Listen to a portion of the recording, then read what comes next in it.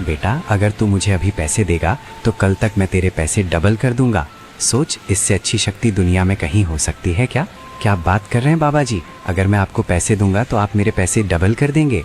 हाँ बेटा, तू मुझे जितने पैसे देगा मैं उतने ही पैसे डबल करके दूंगा। अगर तुझे मेरी शक्तियाँ देखनी है तो अभी मुझे पैसे देकर देख।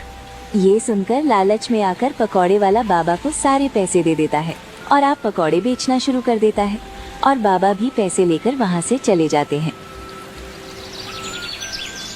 अगले दिन सुबह सुबह पकौड़े वाला अपने दोस्त बिहारी के साथ डबल पैसे लेने के लिए आता है, लेकिन उसे बाबा की जगह वहाँ तो बादल और बादल के नौकर बूढ़े चाचा दिख रहे थे।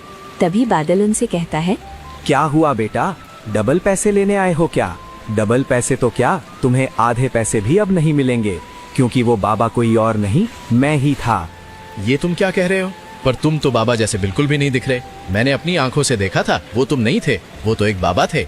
लगता है भैया अभी तक आपको समझ में नहीं आया। मैंने अपनी पोशाक बदली थी, सब नकली था, और अब तुम्हें असली वाला चूना लग चुका है। हा। अगर तुम मेरे पैसे नहीं दोगे तो मैं तुम लोगों को छोड़ूंगा नहीं। तुम्हें लगता है पता नहीं मैं और बिहारी क्या चीज है। पर ऐसी चीज तो पहले तुमने शुरू की थी, पहले तुमने धोखाधड़ी की, अब हमने धोखाधड़ी कर दी, तो इसमें क्या दिक्कत हो गई? दिक्कत तो अब तुम्हें होगी जब हम पुलिस वालों को बुलाकर तुम्हारी चटनी बना देंगे। तभी पकौड़े वाला पुलिस वाले को फोन लगा देता है और पुलिस वाले को सारी बातें बता देता है। कुछ समय बाद पुलिस वाले, पकौड़े वाला और बिहारी सब लोग बादल के ढाबे पर आते हैं। क्या तुम ही बादल हो जिसने इन दोनों दोस्तों को लूटा है? क्या तुम्हें ऐसे मासूम चेहरे वाले बिहारी को लूटने में मजा आता है? उसकी शक्ल कितनी भोली है। सर जी, ये बिहारी सिर्फ शक्ल से भोला है, अंदर से एकदम हरामी किस्म का आदमी है। ये बस लोगों का बुरा चाहता है। मैंने तो बस इसे सबक सिखाया था।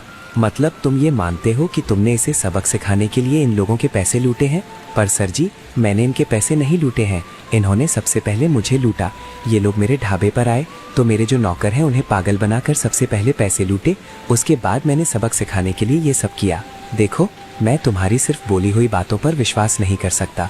अगर तुम्हारे साथ गलत हुआ था तो तुम्हें पुलिस के पास आना चाहिए था, पर तुमने कानून को हाथ में लेने की कोशिश की और दूसरों को नुकसान पहुंचाने की कोशिश की।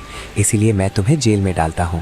जब तक मेरे पास सबूत नहीं आते मैं तुम्हें जेल से नहीं निकाल सकता। चलो अब मेरे साथ। पर सर जी, गलत तो इन्होंने भी किया था, कम से कम इन्हें भी जेल लेकर चलो। देखो, अभी मेरे पास इनके खिलाफ कोई भी सबूत नहीं है, ना मैं अभी कुछ कर सकता हूँ। ये लोग मेरे पास पहले आए तो मैं बस इनका ही केस देख सकता हूँ। अब तुम मेरे साथ चलो। इतना कहकर पुलिस वाला बादल को जेल में लेकर चला जाता है और दोनों दोस्त खुशी से झूमने लगते हैं। कुछ समय बाद बादल का ढाबा उसका नौकर चला रहा था, क्योंकि बादल जेल में था। तभी वहाँ गाँव का सरपंच आता है। तुम कौन हो भाई, और मेरे ढाबे पर क्या कर रहे हो? मैंने तो ये ढाबा बादल को दिया था, और बादल कहाँ है? मैं बादल के यहाँ काम करता हूँ। असल में बात ऐसी हुई कि गांव में जो बिहारी है उसने बादल को लूटने की कोशिश की और बादल ने उसे उसी के लिए सबक सिखाया, लेकिन सब उल्टा पुल्टा हो गया। उल्टा पुल्टा होगा, ये कहने का तुम्हारा क्या मतलब है? मुझे कुछ समझ में नहीं आ रहा, साफ साफ कहो।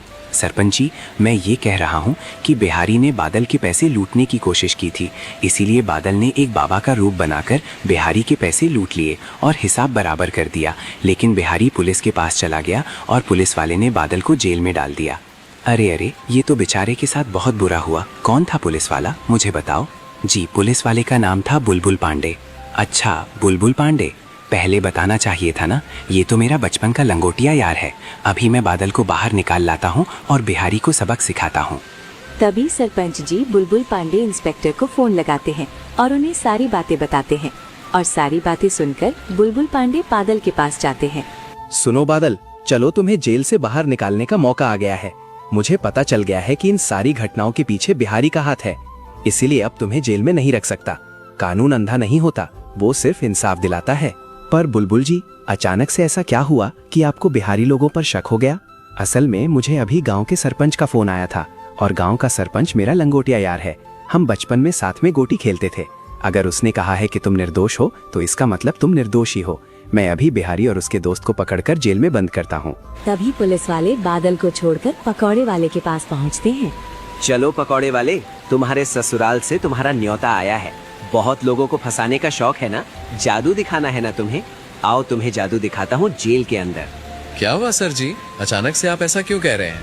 हम तो निर्दोष हैं। सारी गलतियां तो बादल ने ही की थी, आप उसी को जेल में डाल दीजिए। बेटा मुझे और पागल मत बनाओ, मुझे सब पता चल गया है कि कौन निर्दोष है और कौन गुनहगार है, इसीलिए अब तुम्हें सलाखों के पीछे जाना ही पड़ेगा। पर सर जी, आप मेरा एक काम कर दीजिए, मैं नहीं चाहता कि मैं अकेले जेल में जाऊं। इस सारे काम में मेरे दोस्त का भी हाथ था, क्यों ना आप उसे भी जेल में लेकर चले, वरना वो मेरा बहुत मजाक बनाएगा। ठीक है, अब जब तुम अपने मुंह से गवाही दे रहे हो कि तुम्हारा दोस्त भी इसमें शामिल है, तो मैं तुम्हारे दोस्त को भी जेल में डालूंगा और एक बात कहूंगा, तुम्हारे जैसा दोस्त किसी के पास ना हो। इतना कहकर पुलिस दोनों लोगों को जेल में डाल देती है और सरपंच की मदद से बादल भी जेल से बाहर आ जाता है। वो सरपंच को धन्यवाद कहते हैं और फिर गांव में बारिश का कहर खत्म हो जाता है। बादल फिर से अपनी खेती का काम शुरू कर देता है।